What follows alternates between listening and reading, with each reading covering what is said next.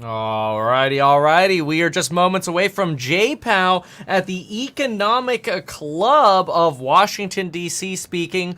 Moments away from Powell. We'll be making sure to cover all of this live, full speech here. I'm under the impression that we're just now setting up a bounce here on a bunch of different stocks. I think Nvidia just moved up about 0.5% just in the last moment here.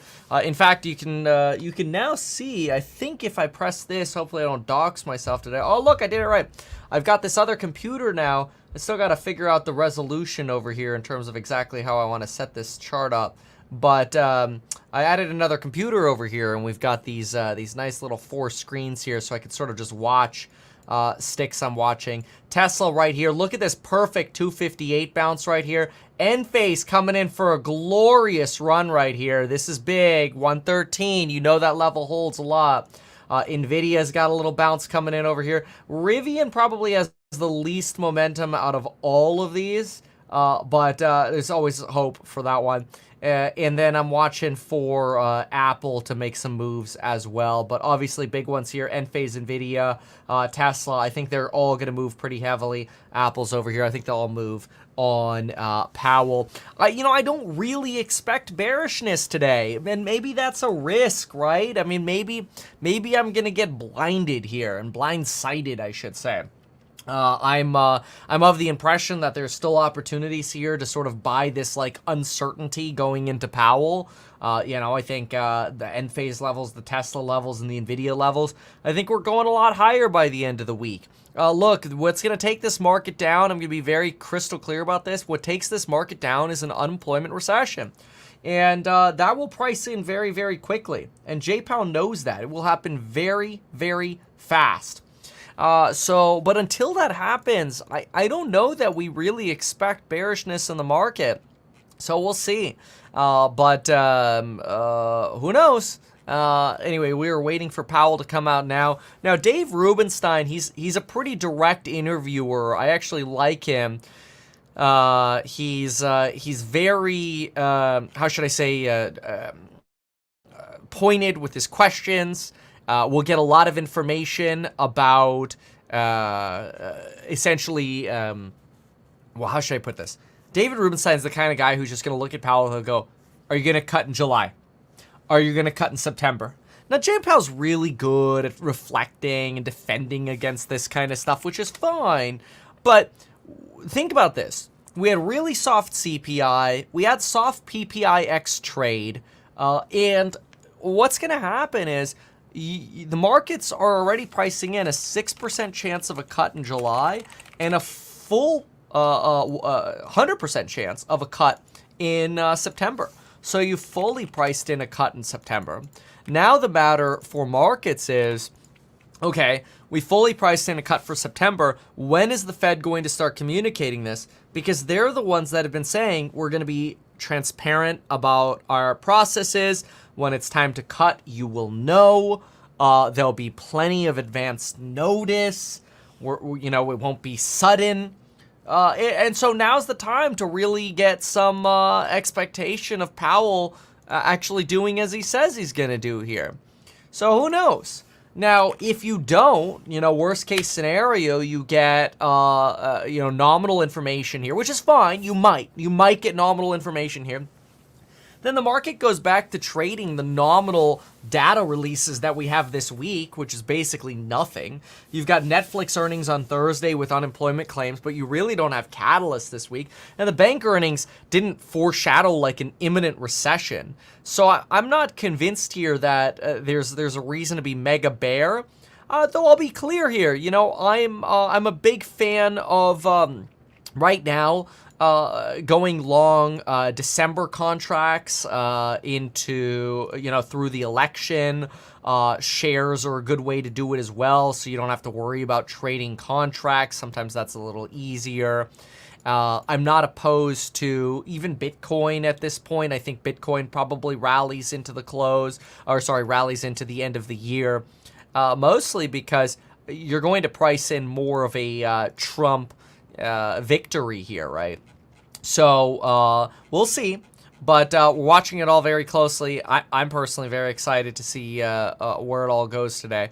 This has been scheduled to start as of 3 minutes ago. They haven't started yet.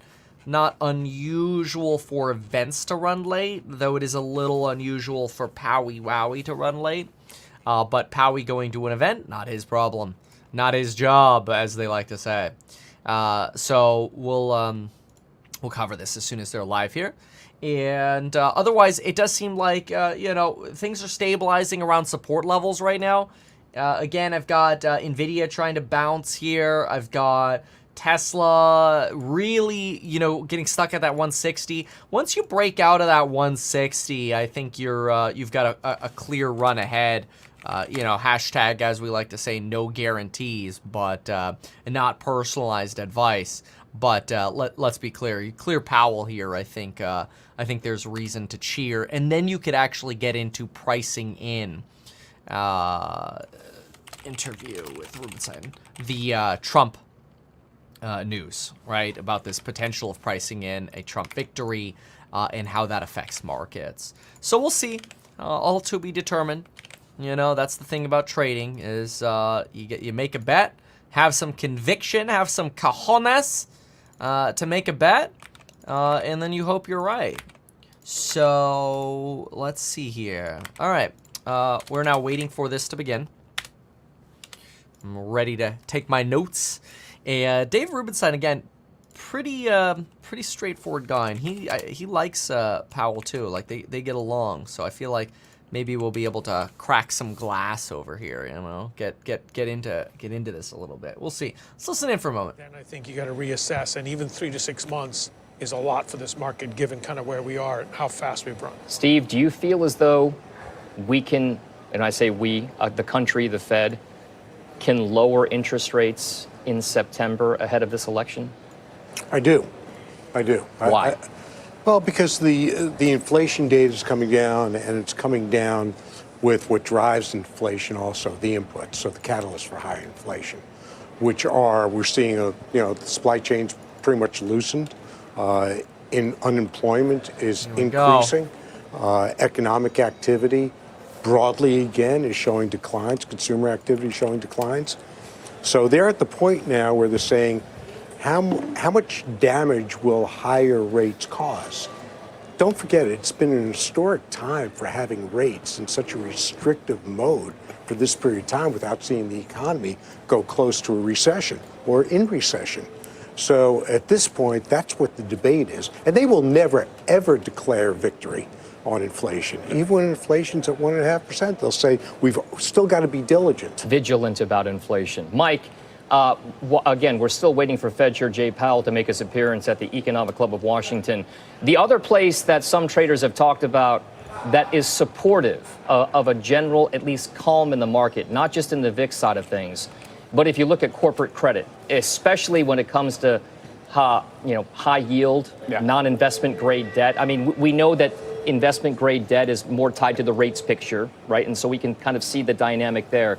But junk bonds and high yield debt has a little bit more of a tilt towards equities, and we're not seeing any kind of real distress signs there. Is that also in your mind something that we should be watching? Okay, just to be clear, I think NVIDIA bottomed. No guarantees here, but the market broadly, I think right now is already starting to move up. You can see Tesla bottomed right here, 258 on the day. That's a strong support. Like you would really need some dirty news from Powell to go under 258. End phase, it's going to break out of this 114 level. I suspect by the end of the week, we're over 119 by the end of the week. My thesis. Look at that Bitcoin run, baby. Let's go. Let's go. See, pricing it in. Then you've got Rivian. Had a nice little run. Rivian's a little bit of an oopsie today. I think it's in a consolidation. I don't know that Rivian's going to really wake up. You did have a bottom on the Qs just about 7 minutes before Powell was scheduled to speak. I'm sure it's not algorithmic at all. Trade desk is rotated down from 102. It might be a buy opportunity there. So, and then look at that bounce there on DJT again. 39.20-ish is a very strong support line there on DJT. Oh, whoa! 29.29 is the number I've been watching for Palantir. It literally rejected off of that within a penny. Within a penny of the 29.29 line. So watch that one on Palantir. If it breaks through that, you're going straight into the 30s. And you go straight into the 30s, I think there's a shot you end up looking at Snowflake actually rallying as well at some point because the valuation of, oh, there's Dave. Here we go. Think about it as necessarily being zero sum. What I think the big cash balances do, it enables people to take more equity risk and let the winners ride and let your equity exposures go up because you have that as an anchor to a portfolio. Now, Liz, this is we spoke about the cash side of things. I'm curious if you look at from an allocation standpoint, and I've been trying to talk to financial advisors about these knuckleheads, what the baseline allocation is. Everybody's different, we know that. But there are model portfolios, model allocations. If you take a look overall at the market, it doesn't look like they're actually starting yet. Well, hold on. With the way valuations are in the equity markets, with the way that... Over the weekend, there was tragic events in Pennsylvania.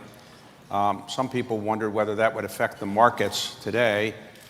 Can you give us any insight as to whether you think it's had any impact on the markets?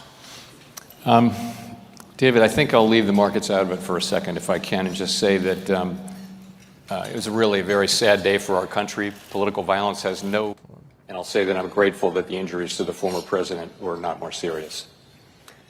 I'd rather not comment on the markets. It's too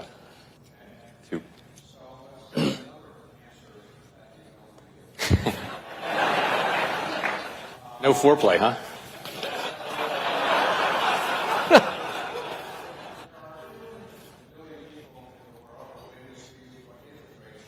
Okay.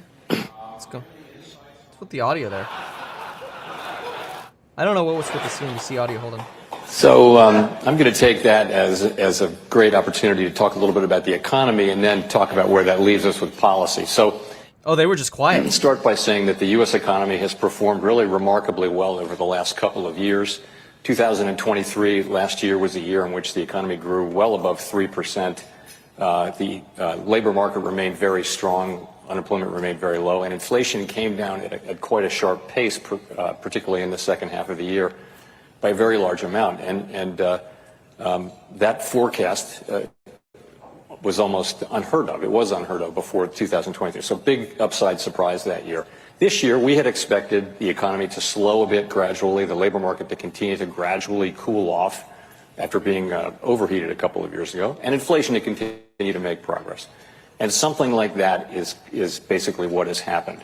The economy is growing now at about 1.5% in the first half of the year. Most forecasters have about a 2% growth rate for the full year. The labor market, again, has moved into better and better balance to the point where I think you can now say it's essentially no tighter than it was in 2019 before the pandemic. Remember that the labor market of 2019 was a very strong labor market. So we're back to that place, no longer overheated. On inflation, more progress.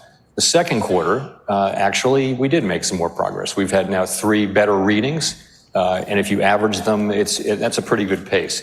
So turning to policy, your question, what we've said is that we didn't think it would be appropriate to begin to loosen policy until we had greater confidence that inflation was moving sustainably down to 2%. We've been waiting on that, and I would say we didn't gain any additional confidence in the first quarter, but the 3 readings in the second quarter, including the one from last week, do add somewhat to confidence. We've also said that we're a dual mandate bullish bank. For a long time since inflation arrived, it's been appropriate to focus mainly on inflation. But now that inflation has come down and the labor market has indeed cooled off, we're going to be looking at both mandates. They're in much better balance. And that means that if we were to see an unexpected weakening in the labor market, then that might also be a reason for reaction by us. Okay, I think I understand. So to put it in terms I can for sure understand, the markets are suggesting, the futures markets, that there's a 90% chance that the Fed will lower its discount rate in September. Do you think the markets know what they're talking about? So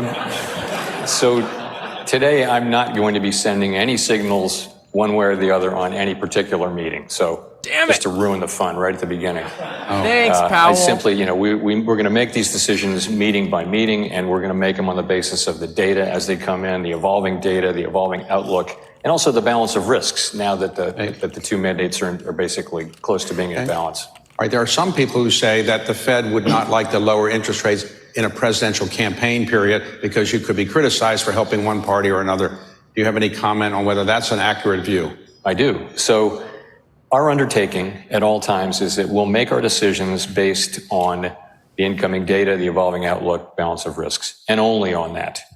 We don't take political considerations into account. We don't put up a political filter on our decisions. That would not, it's hard enough to make these decisions based on the appropriate factors. If you're going to add a whole different filter in an area where we're not experts, it's not going to improve the quality of our decisions. And it's also not the orders we have from Congress. Our orders from Congress are to use our tools to foster maximum employment and price stability. While he knocks off that politics thing, quick thing. You send signals at the FOMC. It's okay for him to say he's not sending signals today. We want the implications. Or anything that's political. What's implied, right? The Fed has set a target for inflation of 2%.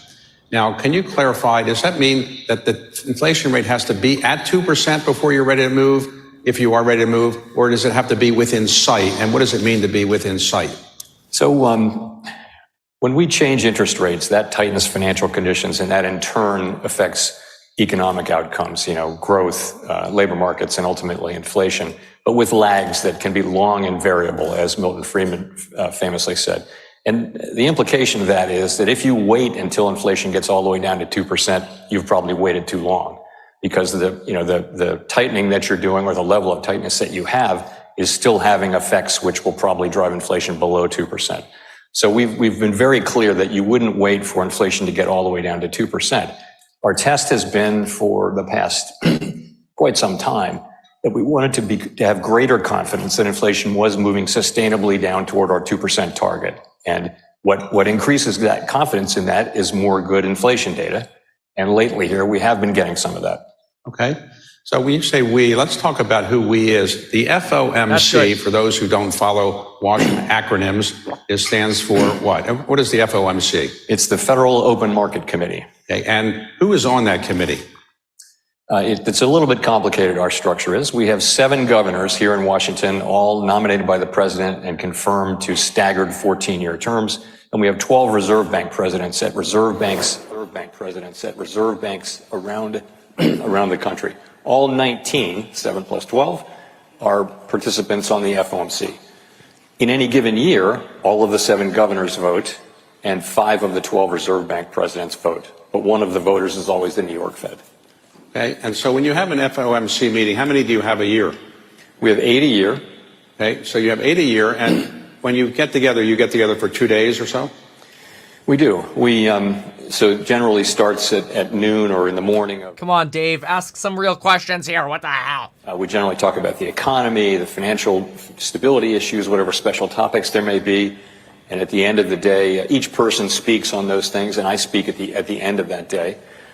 Then there's a brief presentation on monetary policy, and then we go to dinner upstairs in the Martin Building, and we come back the next morning. We come in at 9 o'clock, and we talk about monetary policy until we're satisfied with the outcome on monetary policy, and that usually takes most of the morning. Okay, so when you go into an FOMC meeting, that the first day, do you pretty much know where you want to come out at the end of the second day, or you want to listen to everybody and you haven't made up your mind yet? The way it works is that, I talk to the other 18 participants regularly, and I talk to all of them at least once in the 10 days before the meeting. And I'm thinking about this 3 or 4 weeks before the meeting. What should we want to achieve? What data do we need to see? How do we want to change our communications? All those things. And so I talk to people, listen to them, and I try to put together an answer that has broad support on the committee. And so when we go into the committee on Tuesday morning, I'm confident usually that I know where this is going to go, but things happen. We get data during the meeting sometimes. Somebody says this is the foreplay. Totally agree. Dave's setting him up. What the likely outcome is, and that's the design of it. So normally, if somebody calls somebody, you call all the other board members or FOMC members from time to time. When you call them, do you have a trouble getting your call returned, or you get you get a call right back, or do they take your call right away?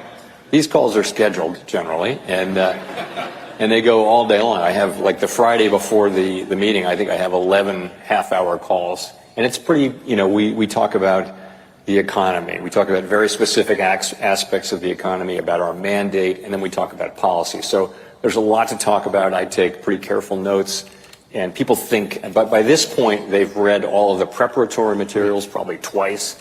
They've talked about it with their staffs, and so you get a really good sense of what people's thinking is. It's a very good process. But you don't feel you have to have unanimity when you make a decision, right? No, I always try to listen carefully to everybody. And I find that if you do listen and understand people's points and try very hard to incorporate them into what we're doing, for most people, most of the time, that's going to be enough.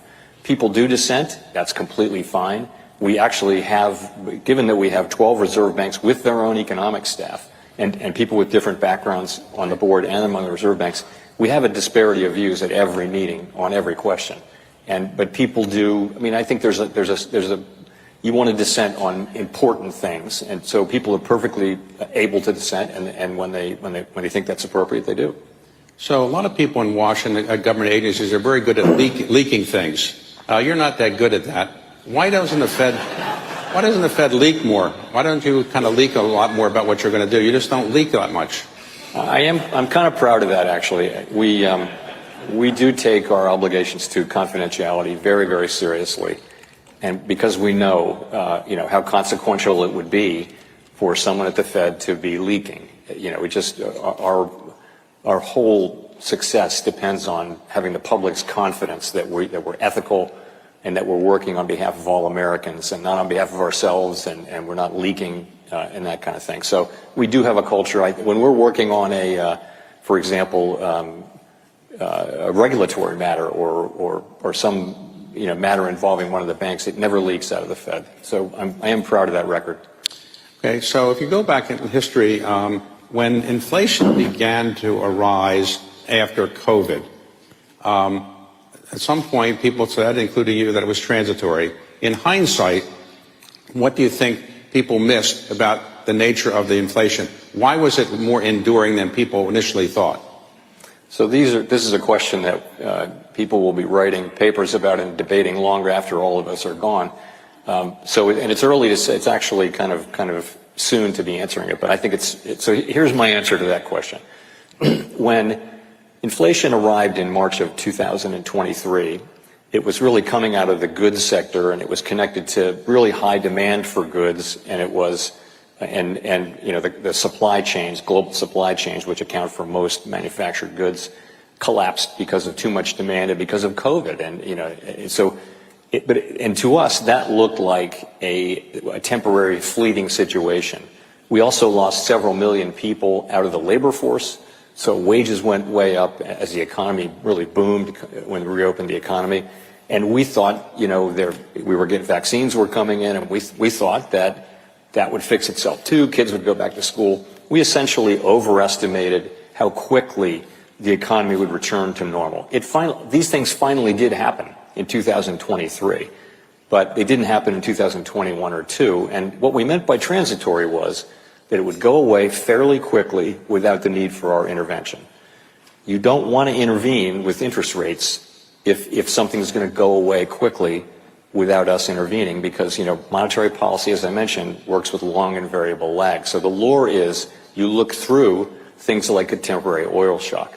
So that was the mistake, was that it actually didn't reverse itself. The problems with the supply side didn't reverse themselves until 2023, when they really did, when we got a big burst of employment, and also the supply chains were fixed. So in hindsight, now knowing everything you now know, would you have done anything differently? Would you have had less quantitative easing? Would you have changed interest rates differently? What would you have done differently now knowing everything we now know? It's almost unfair. Hindsight's always 20/20, right? We remember what we were doing in real time. We went from a really nice economy in December of 2019 to a global partial shutdown of the economy. and we were contemplating, there was no thought that vaccines were around the corner, the economy's closing down. We were looking at severe and perhaps prolonged downside risks. Literally people thinking and doing work on, are we going to have another depression? Is it going to be the 1930s? So governments around the world, and in particular the United States government, really went to work to provide a lot of support to the economy. We did everything we could, including many things that were red lines that we'd never crossed. We crossed them to support the economy and support the financial system. And it was all done because we were managing severe downside risks, which did not materialize. We did not have a depression. And part of that is because of what we did. Then the economy reopens, and demand is very, very strong. And we saw a big burst of inflation everywhere, including in the United States. It was different in different places, but so that's what happened. And it's not. That's how I would answer that. Okay, but so what you did, you're happy with what you did in hindsight, you would say? In foresight, I think that the work that we did in 2020 in response to the pandemic will stand up very well in history. I think people will look at the things that we did, and essentially the financial system was grinding to a halt all around the world. We acted. We were the first central bank, and we were the most supportive. And I think that work will hold together when historians are looking back on it in a long time. I think when you get to the inflation era, that becomes a different question, and people were going to be arguing about that for a long time. As a result of the action you took, and the economy was thought to slow down a fair bit, and many people use the phrase hard landing to describe, hard landing is a euphemism for a recession, I guess. People thought in 2023 we might have a hard landing. People thought in 2024 we might have a hard landing. And none of these people were economists, professionally trained economists, but they seem to be wrong. So do you rely on these economists very much in the future when you're projecting whether you should listen to their views on where the economy is going, or how do you react to the fact that we haven't had a hard landing and disappointed all those economists? So I'll just say that as someone famously said, predictions are very difficult, especially about the future. Right. And also, I know a lot of economic forecasters, and forecasters are a humble lot with much to be humble about. It is extremely difficult. It's the same jokes like every time so far, by the way. None of this is new so far. What the economy is going to do. I'll give you a good example. In our Teal book, every FOMC cycle, there's a book that goes out, and there's a baseline forecast in that. And our forecasters are no news is good news. Really the top people in the field, and they give you that baseline. They also give you a section in that book which shows 7 or 8 alternative scenarios, which they also regard as plausible. So it's always a probability thing like that. It's not we've identified this one thing. So last year was a big surprise, and it was a big upside surprise. So of course we welcome those. We'd be happy to have more of those. But it just was one of those things where where things turned out much better for a whole variety of reasons. I will say that on the hard landing question, I have always felt like that there was a pathway to getting inflation back down to our 2% goal on a sustainable basis without the kind of pain in the labor market, the kind of high unemployment that has been typical of tightening cycles and getting inflation down. And the reason why my colleagues and I thought that was that the labor market was so overheated that it could cool down quite a bit without having to. There still is apparently no slack in the labor market. The labor market does not have slack. Essentially, you're at equilibrium now. But look where inflation is. Inflation's at 2.5%. So this was in defiance of a lot of conventional wisdom, but we thought that was right.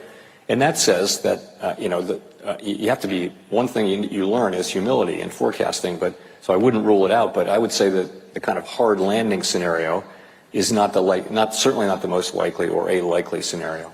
So you have said you have a target of 2% inflation. You want to get it in sight of 2%. Do you have a similar target for unemployment? If unemployment went to 4%, are you saying, well, that's okay because we don't need to do anything because 4% is tolerable? Or do you have such a similar kind of target as you do with inflation? So you can't reduce unemployment to a single number because for a couple reasons. First of all, the natural rate of unemployment probably moves through the cycle and over time. Maximum employment is a function of many, many different variables. It doesn't reduce itself to a specific number that would be durable over time. So inflation has 2% inflation some years ago became the global standard that everyone aims for in one way or another. Some people have suggested that the Fed's independence is not as good as people talk about it being, and that maybe we better have more White House coordination with the Fed. I'm sure you've heard about this. I think that... Any comments on that? I'd be happy to comment on what independence, on the point of central bank independence. So I think a long time ago, people have learned that a central bank that's independent of political consideration does a better job getting inflation under control. And that is accepted wisdom in all advanced economies around the world. It's also a principle that has very, very strong and broad support where it really matters, which is in Congress. Senior leaders in both chambers, in both political parties, and they all understand that you want an independent central bank that doesn't run monetary policy to support or oppose any particular politician or political party. Independence is one thing, but you still have some information sharing. So how do you coordinate or share information with the administration? Do you regularly meet with the Secretary of Treasury or White House staff people, or how do you communicate with them? So there's a very standard set of relationships which doesn't change at all, administration to administration, and I'll start anywhere, but Council of Economic Advisors is in the White House. We have lunch with them every month or so, although they get canceled sometimes because we're all busy. That's one thing. I have breakfast with the Secretary of the Treasury every week, unless she's traveling or I'm traveling. I have, since there was a National Economic Council, there's been a regular / sometimes irregular breakfast with the head of the NEC, and I do that too. Do you ever get a call from the President of the United States saying interest rates are too high or something like that? So, ever? No, I would say that, meetings with the President are rare and appropriately so. Okay. So you are... Because he's napping. Appointed to the board of the Fed by President Obama.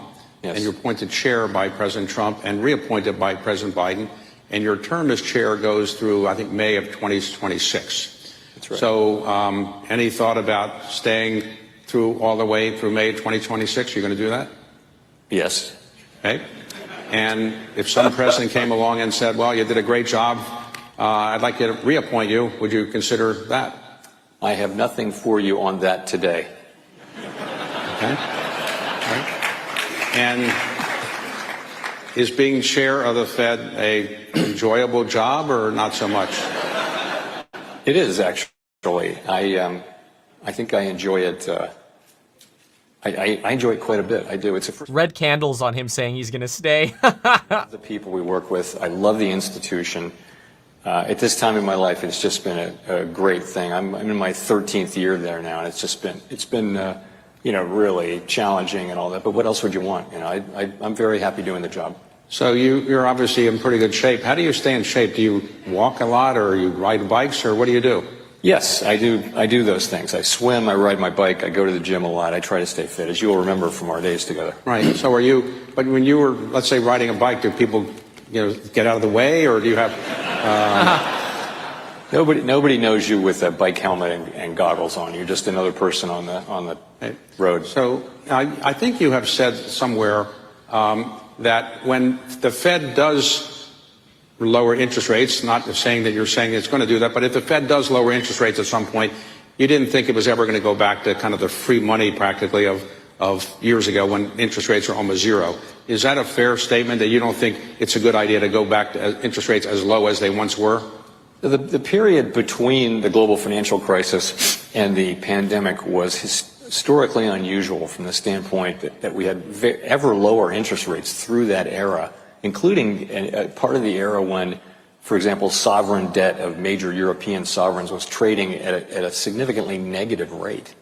And so that was quite unusual. And still, even with rates that low, inflation was very low, below target. So And so the question is what caused that, and are the forces that caused that gone for now? And I think most people attribute the low inflation era to slow-moving forces like demographics, globalization, technological evolution, things like that. And those may or may not have changed. But nonetheless, I look at where we are now. Our funds rate is 5.3%, roughly, give or take. And it feels like it's restrictive, but not severely restrictive. So it tells me that rates, at least for now, the neutral rate must have risen, probably has risen from where it was during the inter-crisis period. And I mean, I think instinctively, I can't prove this. We're going to learn about this empirically, but it seems to me that the neutral rate is probably higher than it was during the inter-crisis period, and so rates will be higher. So the Federal Reserve, without saying you're going to lower interest rates at this point, if you did lower interest rates at some time, red candles on that. You didn't want to lower interest rates and then maybe say, well, maybe we made a mistake and we're going to increase them again. You want to have a policy that's fairly consistent for a while. In other words, lower interest rates but not bounce back and forth every FOMC meeting. Is that a fair summary? That wouldn't be a great outcome, but we don't want to be too risk averse. I think we want to, we know that the economy is unpredictable, and the test we've set is we want to have greater confidence that inflation is moving sustainably down to 2%, or alternatively, if we see unexpected weakening in the labor market, or some combination of those two. And when we see that, and the data really show that, and that's reflected in our confidence and our understanding, then it'll be time for us to move. And we won't worry. Of course, it wouldn't be great if you were moving up and down quite a bit. That wouldn't be ideal. Some of your predecessors used to speak in what I call Fed speak, which is to say incomprehensible to the average person. You try to actually explain things. Is that because you're not an economist, or you just like to explain things better because you actually sort of explain what you're likely to do at the Fed and then you actually explain it afterwards? Does that upset a lot of people at the Fed that you actually try to put it in English? No, I don't think so. No, as you know, I enjoy communicating with people, and I didn't have a career as an academic economist. I'm not a trained economist, so I don't speak like one. And that I do hear a lot from, for example, people on Capitol Hill that they really appreciate that they can understand what I'm saying.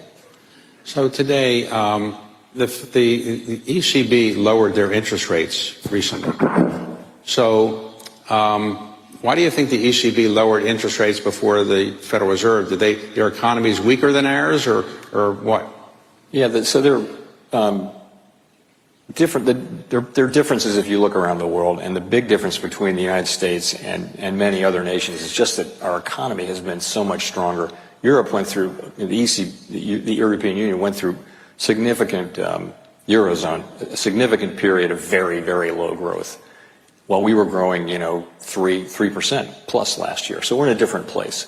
And actually, what's more remarkable about the current situation is how much there is in common between what happened. Inflation broke out everywhere. Central banks did kind of very similar things. There's little differences in timing in terms of starting to loosen policy, but really the era, I think, will be known much more for its commonalities than it is for its differences like this. So when the FOMC makes a decision, let's say to increase rates or lower rates, they finish their final meeting, you are authorized then to go out and explain what it is. How long before after the meeting ends before you go out and publicly explain it? Is it 20 minutes or so? It's 3 or 4 hours usually. 3 or 4 hours? Yes, because the meeting might end at, I'm out at 2:30 p.m. That's when the press conference starts at 2:30. So usually the meeting's over by 11. And you don't worry that things will leak out in that interim period of time, I assume? No, I don't. Okay. People know better than that, I think. And so in some parts of the society these days, people are making decisions based on something called artificial intelligence, AI. Have you thought about, calling up ChatGPT and saying, here's all the data we have. What do you think about would be a good idea? Have you ever thought about that, or they're not going to likely do that? We haven't done that. I mean, we have done little things like we've asked ChatGPT to generate questions for the press conference. And I'm happy to report for any journalists who are here that the questions were not as good as the ones we get from real journalists. So, what about my questions? How do they compare to my questions? Okay, no comment. Right, so they weren't that great. Okay. So today, at the Federal Reserve Board, you are not involved in picking anybody who's on the Federal Reserve Board. The president makes those decisions. Do they ever call you for advice on who you might pick or they might pick? It has happened, but it's, I would say, not the norm now. Okay. The Reserve Bank presidents are different. You know, we play a role with the search committees from the Reserve Banks on that. So every summer there's a meeting of the Federal Reserve people out in Jackson Hole. What do you all do out there? I mean, I always wonder, you wear cowboy boots, you go on ride horses. What do you all do? Why do you need to go to Jackson Hole? Why not go to, you know, someplace closer than to Washington, D.C., Baltimore like? Cowboy boots are worn by some, but not all. I don't wear them myself. But it's what it is. It's an academic conference. So the Kansas City Fed, which puts this on, they'll pick a topic, and then they'll find, you know, really top economists to write papers about that topic, or more than one topic. You come to Jackson Hole, they present their paper, people critique it, they praise it, and that kind of thing, and that's the mornings. And in the afternoon, people go take a hike, and let me be clear, this is not a rate hike, it's an actual physical hike. But you usually make a speech out there. God, these are so punny. You know, traditionally, I've done this every year, but not every Fed chair has done it every year. But I give the opening speech, and it doesn't have to have anything to do with the topic of the conference. I just give a speech. And is it carefully worked on by the staff? You make sure you say something that sounds interesting, but you don't make any news? No, actually, so I try to do, you know, typically what I do is I talk about it's really focused on the economic outlook and that thing at any given point in time. At Jackson Hole, I've tried to take a step back or move to a higher level and try to say things that have a little more generality to them and see what can we learn, for example. Now, the Federal Reserve is over 100 years old. It was created under Woodrow Wilson. If you were around then, what would you have suggested they do better than they did in creating the system? Or you think the system works pretty well after 100 years and you wouldn't change it very much? So I'm giving myself perfect hindsight here. I would do what Congress did in 1933. So the original Fed didn't have an FOMC, and it really didn't function very well during the early parts of the Depression or during other. So in 1933, the current structure was put in place, and that's with the FOMC, with the number of governors and the voting arrangements. And I think that arrangement is fine. It works really well. In the 70s, the dual mandate was added. But ultimately, we're not looking for any law change. We think we have the authorities that we need. We think that the law is in just a fine place. Okay. So basically, you think the system works reasonably well. I do. As it is today. And today, what is the biggest economic challenge you think facing the country? Is it growth? Is it inflation? Hard landing potentially? Or what are you most worried about? What keeps you up at night, if anything, in the economy? So I'll say in the short term, that's what keeps me up. Like literally, you know, the thing I'm thinking about in the middle of the night is always this balance we have between not wanting to, if we ease too early, you know, we can undermine the progress on inflation. And if we wait too late, we can undermine economic activity. We can undermine the expansion. And, you know, so we want to get this right. And getting it right is incredibly important for the people we serve. So that is really, that's what I spent a lot of my, you know, thinking time on. You know, longer term, there are lots of things to worry about, but that's really what keeps me up. Most people, they have dinner with friends or sometimes. How can you have dinner with friends without hinting at what you're thinking about? And do you ever get suggestions from your friends at dinner, this is what you should do? And how do you respond when they kind of say, maybe you should lower interest rates? You just keep eating or what? You might define the word friend to mean doesn't ask you about interest rates. So. No, people don't do that generally. You know, people I don't know will always say, hey, cut rates. Somebody said that in the elevator this morning. Did that influence you or no? I said, thank you, sir. Yeah, no, but I mean, you know, people say things, but, you know, it's fine. Okay, so today, for somebody that would like to be the chairman of the Federal Reserve Board in the future, is it a job you would recommend to your best friend or your best enemy?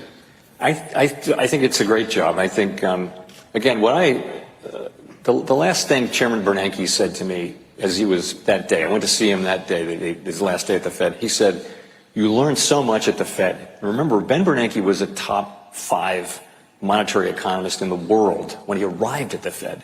So he learned a lot at the Fed. So can you imagine how much I've learned, starting? So it's never felt like work. It's so interesting all the time. And also, the dedication of the people who work there, and the staff, these are people who have chosen a life of not being in the public spotlight. They just want to do their work and serve the public, and they're very dedicated. It's a wonderful place, and I would recommend the job. So the Fed is also responsible for the way the Fed is set up. You're worried about a stable currency, I assume, and stable, not currency. You're worried about, stable prices, inflation. Yeah, and you're worried about unemployment, but you have you don't make any decisions about what the impact is going to be on the currency or the dollar. In other words, the impact of what you decide to do on the dollar is not something you're mandated to worry about. Is that right? That's right. The administration has that portfolio, the management of the dollar, for what that is. It used to be something different than what it is now. But for us, the effects of the things that we do or don't do on the dollar are just another financial variable like equity prices or things like that. But if you worry about inflation, as you obviously are, what about the debt the United States has? We have $35 trillion of outstanding in government indebtedness, and we're adding about $1.6 to $2 trillion more or less every year. Aren't you worried about that on the impact of the economy on inflation? So I am very worried over time about the deficits that we're running. It's not the Fed's job. We don't give Congress advice, but let me just say that we're on an unsustainable path. That doesn't mean that the level of debt we have is unsustainable. It's not. But the path we're on, where we're running, large deficits at a time of full employment and healthy growth, is not a sustainable one over time. And we really need to get to work on that. I would hope this. He says the same thing every time. For elected people whose job it is not our job. And I believe that if I do talk to quite a few elected officials in Congress, and I think there is a rising sense that it's time to do something about that, and it will take bipartisan action to address. Let me ask you, in dealing with Congress, you testify, I think, at least twice a year before members of Congress. You do the House side and the Senate side. Have you ever suggested them having a joint committee so you don't have to say the same thing twice, or they don't like that? This is in the law. It's twice in February and twice in July, so it's 4 times a year. This is the Humphrey Hawkins put that in, and it's a tradition. And so the Senate went first last week. The House went first in this March, so they alternate. I think it would take, I don't know what it would take. Do you get a lot of questions from members that you think are really adding a lot of good advice to you, or? I think the members ask excellent questions. Yes, thank you for asking. They do. I'm generally very much pleased. But you spend a fair amount of time with members of Congress compared to some of your predecessors. Is that because you think that they add a lot of value, or you just think it's a good courtesy to do that? I think it's part of our job. In our system of government, it is the legislature that has oversight over the Fed. It's not the executive branch. In a parliamentary system, they're sort of one and the same. So it's the 2 committees, and so I spend a great deal of time up on the Hill talking to people in both political parties, House and Senate, just finding out what's on their mind and really trying to take on board their thoughts on the economy and on what we're doing. And I think they appreciate that. And I think that to me is really a big part of this job. The Fed depends on data, but how good is the Fed data collection efforts? In other words, are you using the same data collection methods you used 20, 30 years ago, or because of technology, you have better data collection methods than before? And are you convinced you have data that's as good as the private sector has? Most of the data that we get is the same that everybody else gets. The unemployment data, the inflation data, not collected by the Fed. We do some data collection. And we've actually been, dabbling in big data efforts for more than a decade. So I think we're very focused on the quality of data and collecting different kinds of economic data. During the pandemic, of course, it became necessary to do all kinds of, find all sorts of, different sorts of data to reflect what was going on in the economy. We did a lot of that, too. So when you became the chair of the Fed, what was the best advice somebody gave you who was a previous chair of the Fed? What comes to mind, I can't think of one thing. I thought that what Chairman Greenspan said was get a set of earmuffs. And what if when you eventually are not the chair of the Fed and if somebody succeeds you, what would be the advice you would give them about how to be a good chair of the Fed? You know, to me, I think it's a very special American institution, and it's one that works to serve all Americans. And absolutely critical to that is staying in our lane, sticking to our knitting, not, running to reach out to the big hot political issues of the day. And I think that's critical, because once you do that, if that's going to be what you do, what's the case for your independence? Congress has given us these powers. They've left us alone to do it. And really, we need to do those things and resist the temptation to expand that mandate. That's what I probably will say to my successor. And when you want to go out to, let's have a dinner in a restaurant, you worry that people are listening to what you're saying, they're eavesdropping, or you don't say anything that anybody has to make you worry about? So that is exactly what I worry about.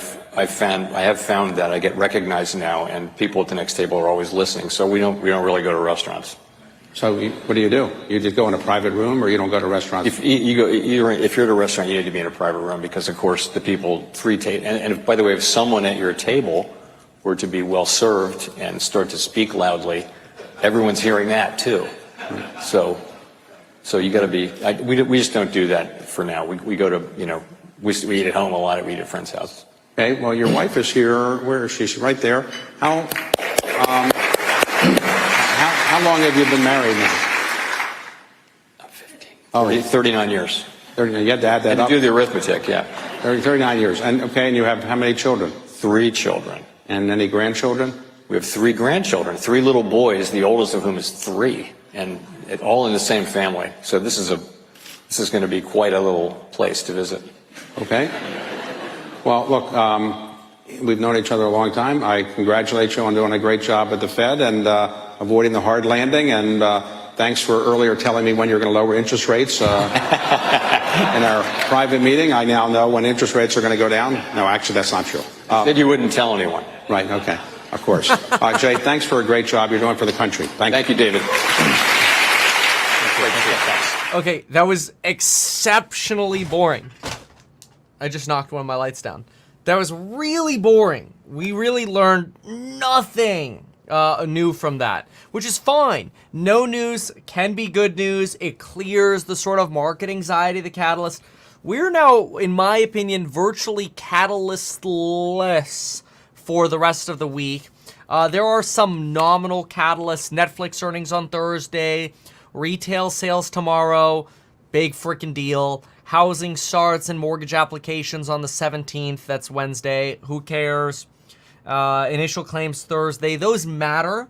Those probably matter the most. So Thursday would matter more. And say Thursday you'll have Netflix and initial jobless claims. But other than that, this was pretty much textbook responses from Powell. Nothing scary here. What is weird is you actually got interest rates pop up, like the odds of interest rate cuts popped up a little. Looks like they ended at 0.08, so 8.5% for July. At one point they were as high as 12.5% for July. It's not going to happen, but September is fully priced in. So Dave Rubenstein mentioned 90%. Nope, it is fully priced in right now on markets. And we're looking at a full 3.3 cuts by January. So I would say this is a big no news is good news event. What you didn't want was to go into this event and hear bad news. But my expectations were we were not going to hear bad news. So personally, I think that sets up for a rally either, and I don't know when. I don't have a crystal ball, but my expectation is it sets up for a rally either into the close today, so over the next 2.5 hours, at market open tomorrow, or into the close tomorrow. Like sometime within the next 24 hours, 24 to like 52 hours, I think we're going to get a nice glorious rally. And as long as we don't get bad news on Netflix or unemployment claims, we might actually continue to rally for the entire week. So we'll see. That's my crystal ball. Honestly, I don't even think it's worth doing a summary on this because it was weak. There was really nothing that we learned from that. I suppose if you kind of want a little breakdown, you could just go to ehack.com. I wrote a little summary over there. But this is not even worthy of a standalone video. It is so nothing burger. I mean, I love hanging out with y'all, but I kind of feel like it was a waste of time, and I apologize for that. So, that's it, you know? Nothing burger's over. I'm buckling up for rally again. Either rally into close or rally tomorrow morning. That's my take. And we do get the Trump VP pick at 1:30 p.m. today. Okay, folks, thank you so much for being here. Let's push the button. Even though I'm a licensed financial advisor, real estate broker, and becoming a stockbroker, this video is neither personalized financial advice nor real estate advice for you. It is not tax, legal, or otherwise personalized advice tailored to you. This video provides generalized perspective, information, and commentary. Any third-party content I show should not be deemed endorsed by me. This video is not and shall never be deemed reasonably sufficient information for the purpose of evaluating a security or investment decision. Any links or promoted products are either paid affiliations or products or services which we may benefit from. I personally operate and actively manage ETF and hold long positions in various securities, potentially including those mentioned in this video. However, I have no relationship to any issuers other than HouseHack, nor am I presently acting as a market maker. Oh, dang. Look at a firm. 9%. Holy crap. All right, folks. We'll see y'all soon. Thanks. Bye-bye.